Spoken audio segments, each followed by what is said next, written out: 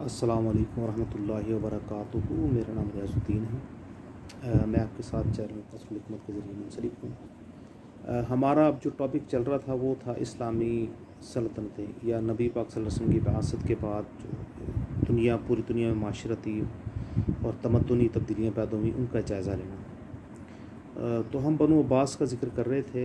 बनु अब्बास ने 550 साल तक बगदाद शरीफ और उसके आसपास यानी नसब दुनिया पर हुकूमत की। बहुत ही बुलंद और जाहो जलाल वाले बादशाह थे।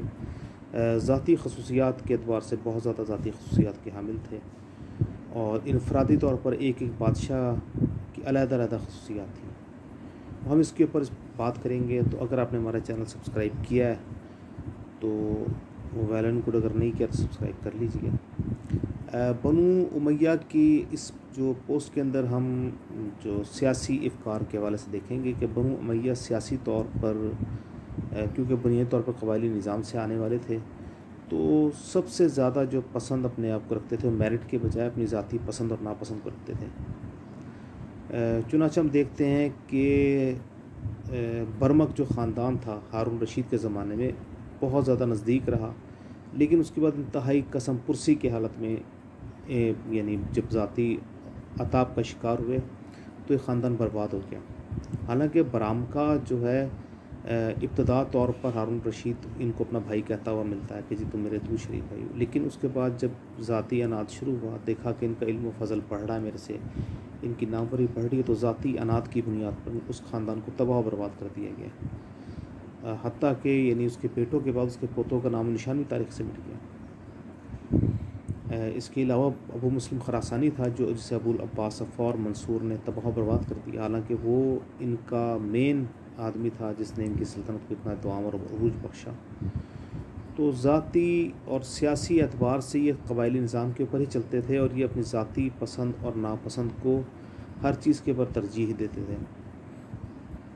इसी तरह मुख्तलिफ सल्जूक़ थे, सल्जूक़ों के साथ इनकी चपकलश चली। हालांकि सल्जूक़ इनके ताबे थे, उसके बावजूद सल्जूक़ों के साथ इनका बहुत ज़्यादा मामला ख़राब हुए। इतने ख़राब हुए कि सल्जूक़ियों ने ज़बरदस्ती इनकी एक लड़की का रिश्ता भी लिया, यानी खुलफा की।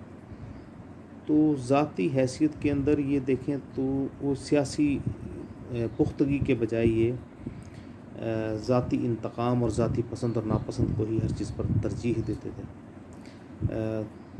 दूसरी इनकी जो सियासी सबसे बड़ी गलती थी वो थी कि एक वक्त में किसी न किसी एक ख़ानदान के ऊपर मुकम्मल इन्हसार कुलियतन इन्हसार कर लेना। इस तरह इब्तदाई दौर में अबू मुस्लिम खरासानी था, उसके पर एतबार किया, लेकिन जब ज़ाहिर है कि उसको क़ुव्वत आई तो उसने कुछ ना कुछ अपने असरात दिखाए। इन्होंने उसको बर्दाश्त नहीं किया, उसको बर्बाद कर दिया। इसी तरह उसके बाद एक के बाद दीगरे, जिस तरह बरामका की हमने बात की, खालिद बर्मा की, और उसका जो ख़ानदान था वो एक वक्त में साहिब इक़्तिदार होने के बाद बर्बाद हुआ। इसी तरह मुख्तलिफ़ अदवार में सल्जूक़ियों का ज़िक्र हुआ, उसके सासानी और उससे पहले सादात थे। यानी मुख्तलिफ़ अदवार में मुख्तलिफ़ तुर्क थे, मुख्तलिफ़ अदवार में मुख्तलिफ़ ख़ानदान आते गए और ज़ाती जब तक इनकी पसंद रही उनकी सरपरस्ती करते रहे। उसके बाद में उनको उन्होंने बर्बाद कर दिया। इसकी वजह से जो सल्तनत की कमज़ोरी की सबसे बड़ी मेन वजह। दूसरी वजह ये कि इनके दरमियान में जब एक बादशाह मुंतखब कर दिया जाता था तो वो कोशिश करता था कि अपने आसपास के भाइयों को और अपने रिश्तेदारों को तहत करवा दे और सिर्फ उसकी अपनी औलाद ही आगे चलती रहे।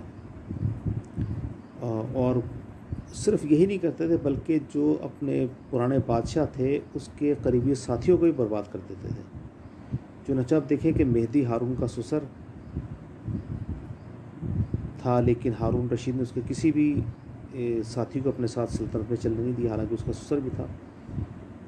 खिज़रान का बाप था। खिज़रान उसकी एक मलका थी जिससे उसका बेटा अमीन पैदा हुआ था, जो हारून रशीद का बादशाह बना। लेकिन मामून रशीद उसका छोटा भाई था, सुतेला भाई था और मलका ज़ुबैदा का बेटा था, उसने उसको ख़त्म कर दिया उसकी सल्तनत। तो इसी तरह बाकी लोगों के साथ भी आप मामला देखें तो बनु अब्बास के जो सियासी अफ़कारात थे वो ज़ाती दुश्मनी और ज़ाती दोस्ती की बुनियाद पर थे। इतनी बड़ी सल्तनत के बावजूद वो अपने आप को इस तरह मुनज़्ज़म नहीं कर सके कि वो शख्सियत परस्ती से बाहर आ सकते। बहरहाल सियासी तौर पर बड़ा मुस्तहकम मजबूत दौर था और पैसा लोगों के पास था, अमूमी लोगों के हालात बहुत बुलंद थे, नए शहर बसाए जा रहे थे और नई आबादियाँ बसाई जा रही थी, ज़रा इस्तराहत हो रही थी। तो वमा अलैना इल्लल बलागुल मुबीन।